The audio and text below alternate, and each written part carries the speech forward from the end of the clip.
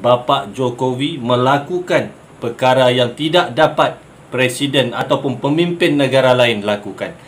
Dia pergi ke tanah konflik. Wadija Channel untuk Anda. Assalamualaikum guys, welcome back to my channel Wadija Channel. Sahabat-sahabat saya Malaysia, Indonesia, Singapura, Brunei Darussalam guys, di mana jua anda berada. Semoga anda sihat-sihat selalu. Yang memilih untuk menonton video ini, terima kasih diucapkan. Selamat bergabung guys.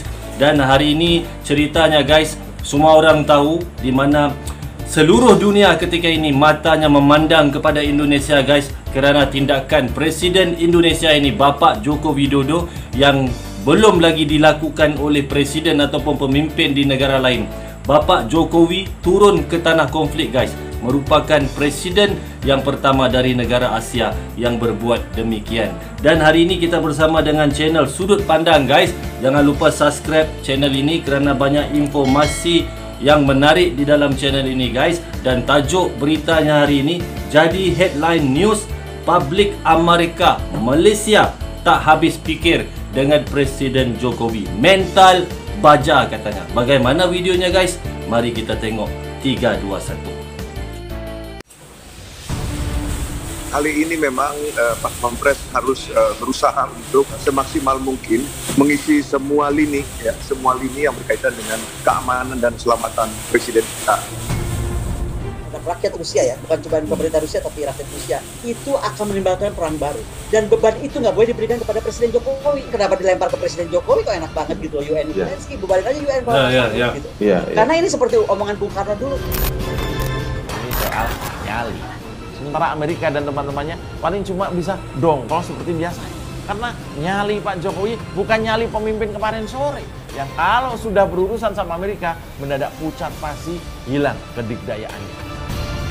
Wah, saya tidak ingin mental inferior, mental inlander, mental terjajah masih bercokol di dalam mentalitas bangsa kita. Ketika Jokowi berani lakukan yang pemimpin lain takutkan. Indonesia adalah negara besar dengan sejarah besarnya. Kita semuanya juga ingin warga negara kita ini juga dihormati, dihargai oleh warga negara lain. Di tengah ketegangan Rusia dan Ukraina, Menteri Luar Negeri Retno Marsudi mengatakan kunjungan Presiden Jokowi kedua negara itu untuk menunjukkan peran Indonesia dalam upaya perdamaian.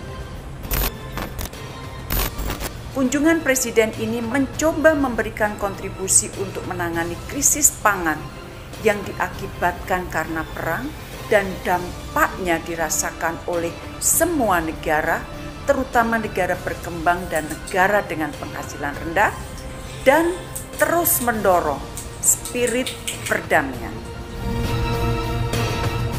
Kunjungan Jokowi ke Ukraina dan Rusia akan dilaksanakan setelah mengikuti KTT G7 di Jerman pada 26 hingga 27 Juli mendatang. Lawatan ini akan menjadi pertanda bahwa RI 1 merupakan pemimpin Asia pertama yang bertandang ke negara tersebut. Terkait pengamanan ini, Komandan Pas Pampres Maijen Tribudi Utomo menyampaikan bahwa Presiden akan dikawal pasukan pengamanan Presiden yang terdiri dari prajurit-prajurit itu yang pernah bergabung dengan sejumlah pasukan elit TNI. Sedikit gambaran, Kopassus adalah pasukan elit andalan TNI. Korps ini langganan masuk peringkat atas pasukan elit dunia. Kemampuannya tidak perlu diragukan. Ahli bela diri dan menembak, tetap bisa melaksanakannya tugas bahkan dalam kegelapan tanpa alat bantu. Spesialisasi tugas Kopassus adalah operasi militer perang atau OMP, diantaranya direct action, serangan langsung untuk menghancurkan logistik musuh, combat SAR, anti-teror, advanced combat intelligence atau operasi intelijen khusus, humanitarian asistensi atau bantuan kemanusiaan, ERSO atau operasi anti-insurgensi, separatisme dan pemberontakan, perbantuan terhadap kepolisian atau pemerintah, SAR khusus serta pengamanan VVIP. Sementara Denjaka, penjelasan singkat tentang kehebatan pasukan TNI AL ini adalah satu anggota Denjaka setara dengan 120 prajurit biasa. Terakhir, Paskas TNI AU dengan nama sebutan lain Baret Jingga merupakan pasukan khusus yang dimiliki TNI AU. Paskas merupakan satuan tempur darat berkemampuan 3 matra, yaitu udara, laut, dan darat. Yang menarik, rencana presiden tersebut mendapat banyak sorotan dari pakar hingga tokoh penting termasuk media asing. Sejumlah tokoh menyoroti rencana Presiden Indonesia Joko Widodo yang akan berkunjung ke Ukraina dan Rusia menemui Presiden Volodymyr Zelensky dan Presiden Vladimir Putin untuk jadi juru damai. Mantan Komando Pas Pampres Legend TNI Marinir Purnawirawan Nono Sampono mengatakan bahwa Pas Pampres untuk berusaha semaksimal mungkin mengisi semua lini yang berkaitan dengan keamanan dan keselamatan Presiden Jokowi. Kali ini memang Pas Pampres harus berusaha untuk semaksimal mungkin mengisi semua lini yang berkaitan dengan keamanan dan keselamatan Presiden kita.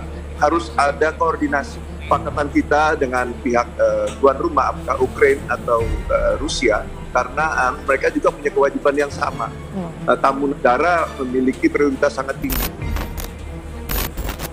Di lain pihak, pakar hukum internasional Hikmahanto Juwana menyebut Presiden Jokowi dapat meminta kepada Rusia dan Ukraina untuk melakukan gencatan senjata saat kunjungannya kedua negara tersebut pada akhir bulan ini. Walaupun tidak dapat mendamaikan kedua negara, kehadiran pihak ketiga seperti Indonesia diperlukan untuk membantu kedua negara dalam menghentikan serangan yang telah merugikan masyarakat. Sebenarnya yang dilakukan oleh Indonesia bukanlah mendamaikan, tetapi bagaimana Bapak Presiden ketika ada di Kiev dan kemudian di Moskow bisa meminta agar dua negara melakukan gencatan senjata. Sebagaimana diketahui, Indonesia adalah mitra penting yang dengan Rusia telah mempertahankan hubungan politik dan ekonomi yang intensif.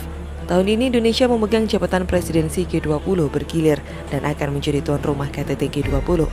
Rencana kunjungan Presiden Jokowi akan memperkuat kesan politik bebas aktif Indonesia yang berorientasi pada kemanusiaan dan mengedepankan perdamaian antara kedua negara yang tengah berkonflik.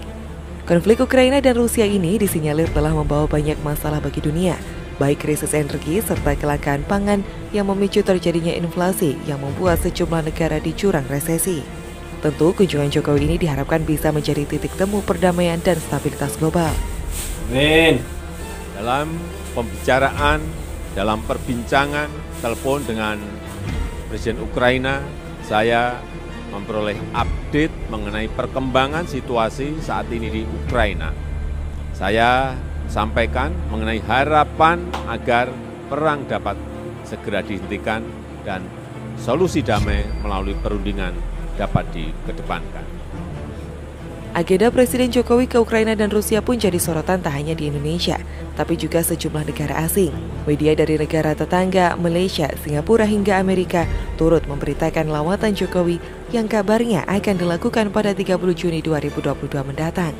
Situs berita negeri jiran The New Straits Times memuat berita rencana kunjungan Presiden ke Rusia dan Ukraina melalui artikel bertajuk Jokowi's Meeting with Ukraine and Russian Leaders on Humanitarian Grounds, menyorot aksi tersebut sebagai langkah Indonesia untuk mewujudkan perdamaian global. Bergeser ke Singapura, media The Straits Times membuat artikel serupa dengan judul Indonesian President Joko Widodo to visit Ukraine and Russia amid ongoing war, menggambarkan bahwa kunjungan Jokowi dilakukan dalam situasi yang tidak normal, mengutip Menteri Luar Negeri RI Retno Marsudi. Tentu masih banyak lagi media-media yang menyoroti aksi nekat yang dilakukan Presiden Jokowi. Bagi beliau, hidup ini untuk ibadah.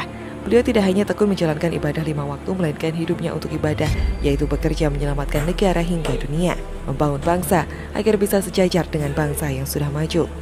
Kunjungan Presiden Jokowi tersebut akan menjadi catatan sejarah karena merupakan kunjungan pertama pemimpin negara Asia ke Kiev dan Moskow. Semoga diberi keselamatan dan dapat memberi manfaat bagi dunia. Perlu saya sampaikan, Indonesia adalah negara pertama, negara berkembang pertama yang menjadi presidensi G20. Karena betul-betul kita duduk setara dengan negara-negara maju. Indonesia adalah negara besar dengan sejarah besarnya. Dan saya juga ingin, kita semuanya juga ingin, warga negara kita ini juga dihormati, dihargai oleh warga negara lain. Itu tadi guys dari channel Sudut Pandang. Jadi headline news, publik Amerika Malaysia tak habis pikir ya guys. Dan itu dah tadi, kerana akan cintakan kedamaian, Bapak Jokowi melakukan perkara yang tidak dapat presiden ataupun pemimpin negara lain lakukan. dia pergi ke tanah konflik, bukan saja membawa nama Indonesia ya guys, turut membawa nama ASEAN dan juga paling besar membawa nama Asia. Pemimpin pertama dari negara Asia yang turun ke tanah konflik. Itu saja guys untuk video kali ini. Kita jumpa lagi di siri yang akan datang. Dan untuk Bapak Jokowi, kita jumpa lagi.